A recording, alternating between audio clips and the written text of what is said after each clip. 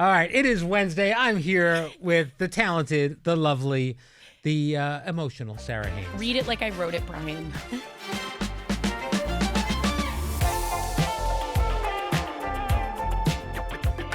So yesterday, you said, understandably, I think, that you were having some trouble being positive as you wake up every day and feel the onslaught of the news cycle. Yeah. How are you feeling about everything? I don't think you're alone here. It's just, we're in dark times. And now with winter and everything else, I get that seasonal thing. Yes. I don't know if you do too. I absolutely do. I think it's, with the world's, the news headlines, everything, but also it's our job to be read in and dialed in. Mm-hmm. So the amount of consumption of this stuff is so great that that's stuff that's going on in the world, but then your world happens. People die, someone gets sick, this happens.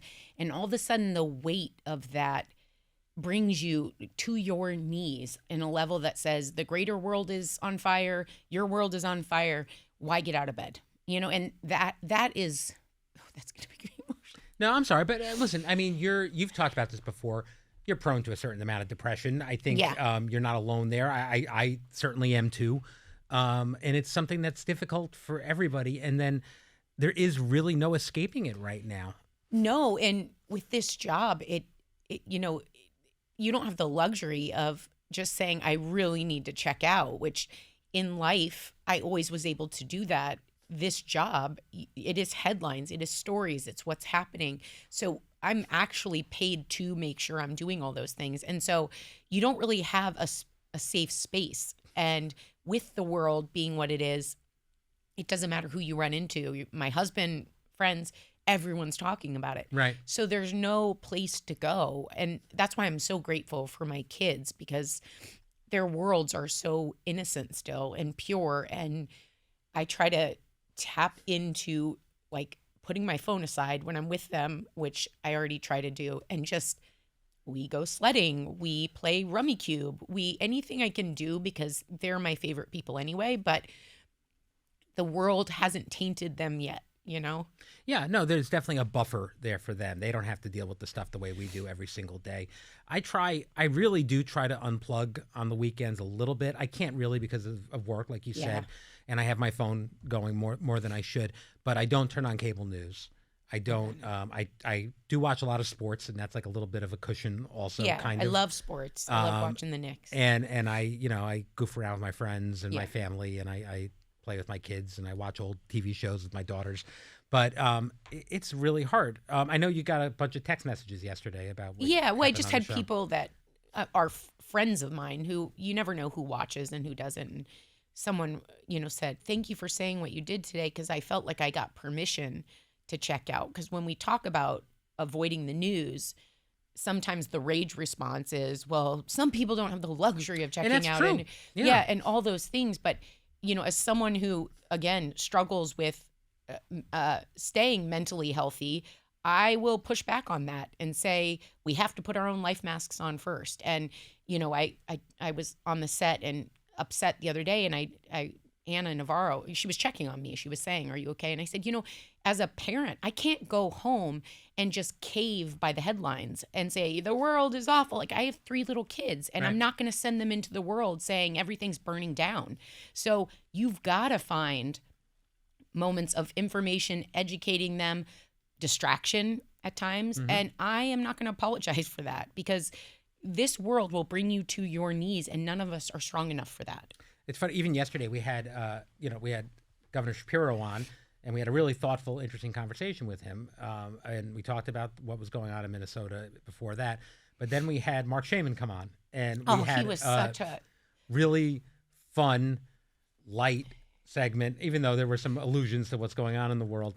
And we had music, and it was just wonderful, I thought. Well, that highlights the need we all have for being entertained. He was speaking of all the music he has done for movies, for shows. You look at all that, and that's why people want to see plays and read books and go to movies and hear the stories, because it's not all avoiding. A lot of those movies and stories tell heavy things as well, but we need it. And everyone's built differently. Look, when Joy's looking for something fun to watch, she puts on Nazi films. Yeah, something about World War II will get her going in a way that I can't comprehend. Emily in Paris is more my speed. Yeah, I'm watching, Avengers and Cobra Kai. Yep. But I love occasionally- watching comedies. Sports, the good part is, there are a set amount of rules. Everyone agrees on them. Yes. And then you watch them play out. And you may be on the opposite side, and the worst you're going to hear is a boo.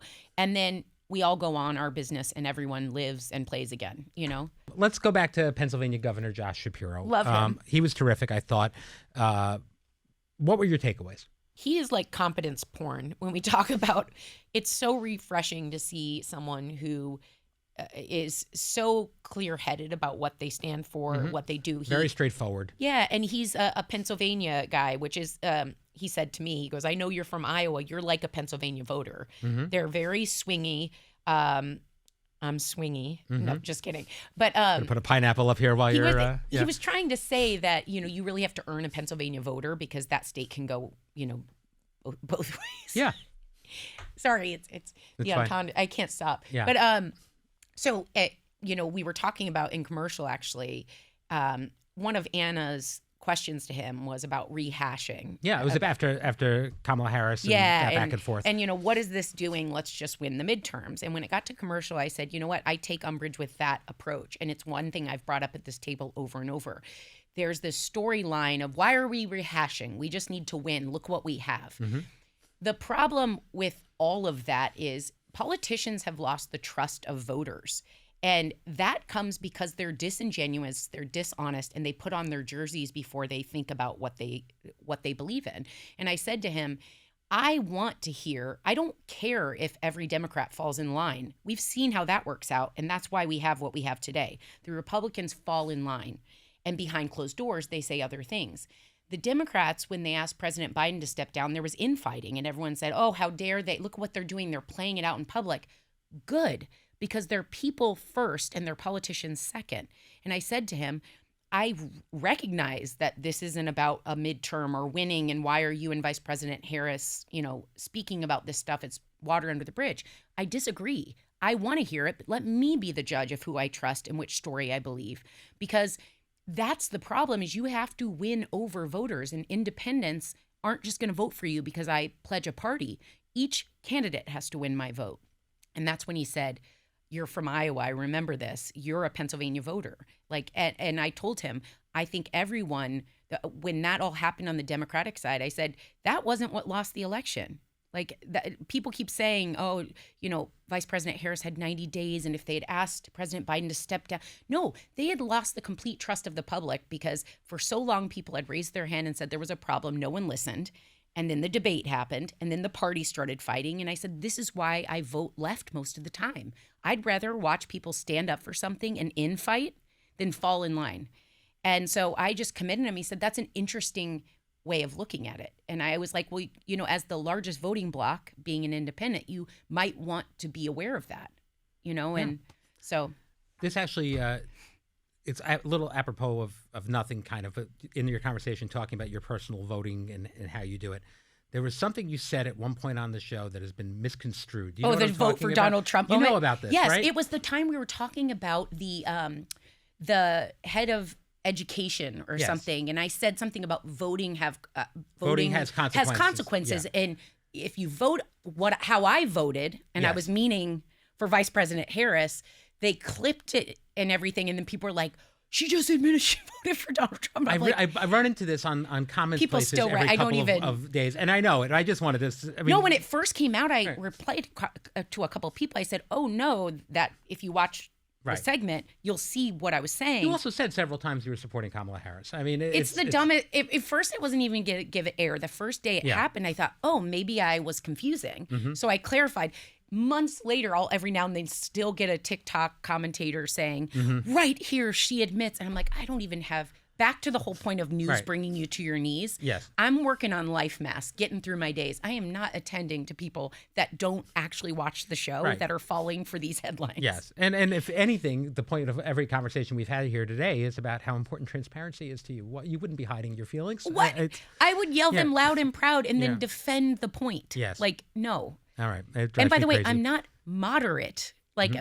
People sometimes mistake independence. Independents aren't moderate. It means that the issues they align with may not fall down one side. Right. So I often, especially in this day and age, believe it's the character of the politician that's Right. going to win me over. And as long as you're not extremely right or extremely left, that's where I want moderation. Well, the way I understand your independence and from conversations we've had is that you don't align with a party line. I refuse to on There's on no party principle. platform where you can look at and say, I agree with all of these things. I agree with all of these Sunny things. has said to me at times, because she'll say, yeah, but most independents vote one way. Yeah, they're not moderate people. But what it's saying is I'm going to leave room open in the open primaries and things to participate and to put my energy where I actually believe in someone. And I refuse to make it that easy, because if people see a D or an R, they know where you stand. They hate you upon arrival, or a politician feels they already won. I believe politicians should be selling a product that I want to vote for. All right. Interesting. All right. Let's talk about something more important. Spencer Pratt. Oh, And yes. the Hills. Well, actually, he's politics adjacent now too. But first off, this is something that I feel I thought of you immediately, because he's written this book about his life and about what was really happening on the reality Too show. soon. Did I tell you about the show Unreal? Yes, you did. We're going to go back to that. But he was on the Hills. We all know him from the Hills, and you said you're impressed by him now. What makes you feel that way? Because the unreality of reality shows was something that was a revelation to you recently. You just recently figured this out. And Well, I now realize the play on words is unscripted. Yes. Yes, you're right. No one's handing out a script, but every storyline is produced. of course. Yes. I don't know why this is surprising for you. And fake and all the things. No, I like Spencer Pratt because his book was really good, by the Yeah. way. It was really well written. He owned his stuff. He highlighted points that were not excuses, but as we talked about a lot on the show lately, when you're looking back, he's 20 years old, and like he said in the interview, I wasn't a movie star. It wasn't like a Whoopi Goldberg walking out, or the fame comes overnight, and it's based on this fake character, and it's a lot of money for a 20-year-old. Yeah. All the things. But more importantly, I've liked that he, in his journey, they lost their house in the fires. Yeah, it was horrible. In California. And he talks about how it immediately grounds you in what matters. And he's gotten involved going into the political part. I love this, because these days, every time someone decides they might run for office, the first question asked is, well, what are your qualifications? I find that hilarious right now, because we are living in the second era of President Trump. And this is someone who, again, he had money. He had money and bought his way through everything. So this wasn't a qualification. He didn't have anything. In fact, the country said, yeah, let's kick out all of DC and let's bring in new people. Well, if we're going to do that, we're going to do it across the boards. What I want are people that care about their communities. He was inspired by everything that happened with the fires to use his platform for good. Mm-hmm. We are lacking in civic participation, whether it's voting, when we can barely make over 50% even in national elections. And people are leaving DC faster than you can keep up with because of the violence we're seeing and the rhetoric. Even when it doesn't go to the extreme of violence, everyone from, I can't believe I'm quoting Marjorie Taylor Greene, talks about you typically go to DC wanting to change something, you smack flat into the partisan politics and the bureaucracy, and you leave thinking, what the hell was that for? And now people's lives are at risk, their families. Why? Why do it? So we're seeing people run for the Hills, and people like Spencer Pratt. Haha. The Hills. Did you hear it? Yeah, Okay, good. thank you. Keep that in. But you see someone like him taking one cause and saying, I can do better, then I say, go for it. Let the voters decide. Going back to the reality show of it all, and it is weird because the whole world's a reality show now in many ways, but I've never been a reality show fan, and I think it's because I'm a producer. Yeah. And because I see the strings. I watch The Bachelor, and people love it, and God bless, and it's ABC, big hit. But I watch it and I see the machinations of producers off the camera, because I think about how I'd be doing it if I was doing that. My wife was a casting director for Wife Swap. Oh, yeah. So she has experience on this and other shows like that. But it also, the juxtaposition of where we are here, because this show, which I think some people assume is scripted in some way, is the most unscripted show on television. Oh, yeah. I mean, This And they show, think that they'll say, I know you just say what you're told to say. Oh, my I was God. like, I you mean- try telling us what to say. I wish to God I could tell you what to say, any of you. I have no control or generally any pre-knowledge of what you're Well, going to they say. also don't understand what producers on this show do. Right. Producers definitely produce guest spots. So Yes. when Spencer Pratt comes, you have someone that's they deep dive into the book, everything they've done. Exactly that. So They it's accurate. Yes, they get research. Yeah. They do a pre-interview often, Yeah. and they talk about topics of what we're going to talk about. They don't give people the questions And they beforehand. don't want this interview to look like every other interview they've done. So No. our producers are great at this. They find little nuggets and things we can talk about. They try to find an anecdote. They're our- conversational. Yes. Our hot topics producers are not leading us. No. When we are prepping, what we need is we recognize the responsibility and the power of the platform we have. If we are going in a certain direction, Vicky's my producer, I'll be asking today, for example, I was talking about the guns and like gun violence Right. and things. And I said, I know it varies state to state. It used to be more top of mind. Can you find the weakest gun laws and the strongest just so I have it for reference? Absolutely. You want to be right, because if you pull it from your memory, you're risking getting it wrong. And because the show is unscripted and the conversation changes so much, And sometimes you have to just grab something out of your memory and mind. Sometimes and, we start in the morning Yeah. with one thing, and by the time we get to the show, someone meanders and we all follow, and then we're like, what was that? We actually care deeply about being accurate, having the data. You're wanting to Right. Or a make picture to point. make your point, or a Yes. video you saw somewhere, or something like Or that. sometimes when you're talking with your producer, you're saying, this is the angle that really interests me. And they're like, did you read that article that said, and then you're collaborating. But I have not gone out there No. aside from reality TV jokes, because Vicky might be more in line with the housewives of any city than Andy Cohen himself. Right. So I have taken her lead on some of those. But the idea that any of you are Oh, parroting God. someone's agenda, or you've clearly never met us. if No, you but think these we are can- clear. I mean, the show works because you guys are all authentic, talking about how you feel in real time. I wake up in the morning with an idea of what I think this show is going to be, hot topics wise. I'm 70% of the time wrong until we get to the meeting and talking Okay. through and figure out what we're going to do. This show is put together at 8:30 in the morning with that Yeah. meeting for an 11 o'clock live show, and we hit the ground running. But jumping back to the reality, when you said, Mm-hmm. the way you watched it, I think the early shows that The Hills, when people watched, and I watched many of these, the Kardashians, Real the World, if you go back further. Real World, oh my gosh, yeah. When you watched those, a lot of them were aspirational. Yeah. A lot of the California shows kind of were like the new 90210 that was scripted, but Right. when you were watching, it was like, oh, Beverly Hills, like, Mm-hmm. wow.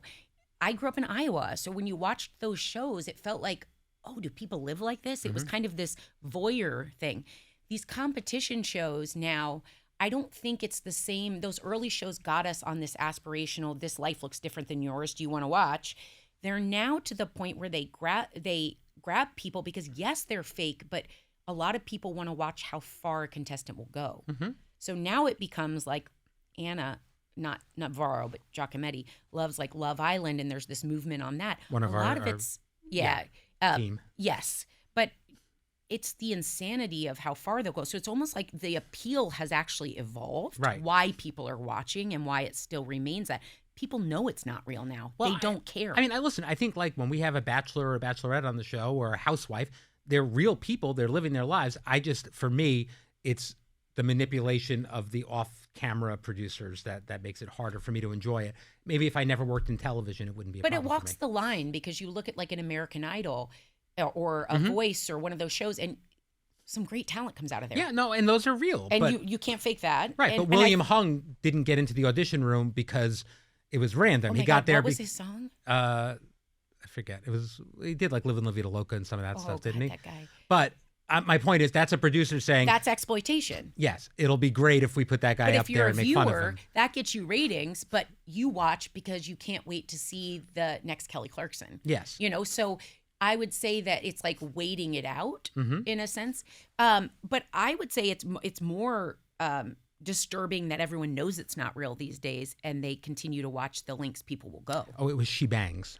The last thing I wanted to bring up about Spencer is he said that Whoopi gave him advice about saving his money when he was young, and he wished he would have taken it. That's great advice. Whoopi often gives advice like that. Has she ever given you any? She's honestly a wise sage, mainly when things are down, like pain, like when it gets too heavy. She's often been the voice that says, Sarah, I can tell you, like life cycles, we're going to be okay, like, and because it's hard. There are times where the loudest voices are pretty much like, this is the end, the world is crashing. And that's just joy. And that is just joy. But when you get to Whoopi, she often is a calming presence. Yeah. And there's a soothing nature of life will go on. People will make mistakes. You're going to be fine. It will get better. Every comforting thing, and not just comforting, true, they've all panned out that way. I do believe that. It's as my grandmother and mother often say, this too shall pass. Yes. And that's not to minimize what people are going through right now because it's brutal. Yeah. But we've been here before. And she also just reminds me like what's important. Like sometimes at commercial when I'm looking at pictures of my kids, because I've done that for years, even on good days, just because it makes me laugh and it reminds you. Because I miss out on a lot. So seeing their pictures just like lights me up. Whoopi will look and we'll start laughing. And like, it's almost like a purposeful way of redirecting. Yeah. So. No, absolutely. Before we go, let's end on a high note. Tell me about the snow day with the kids. Oh, well, so we had this amazing snow day. We've had a couple actually. And I'm not going to lie, I'm a really good sledder. Oh. So I took the kids out and I was talking about the ramps we used to make and Alex trying to make one at the bottom of the hill. I swear parents were judging me because I was like, you don't make it at the bottom, Alec. You make it at top speed. It's midway down. And and then I'm telling people there were kids walking up. I was like, excuse me, can you not walk on the path? Because the path ices if you leave it. So it wasn't just like etiquette of get out of the way. It was improving the path. Don't step across the path. You want to like really slick it down. Like golf etiquette. Yeah. Yes, it's a big deal.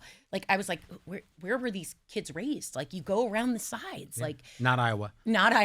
So I was reminiscing the other day we went, and now the big thing is like standing up snowboarding style on the sled, and I was doing that. And then tonight, so I went. Is there video of these? I'd like to see some. Yes, there is. Okay, good. But I went by a hill last night, and I was telling Caleb, I was so excited. I was like, we're going to go to this hill, and we're talking about it. And I thought, in the next 3 days, we don't have time where they're around. So tonight, literally, I'm doing my last soccer pickup.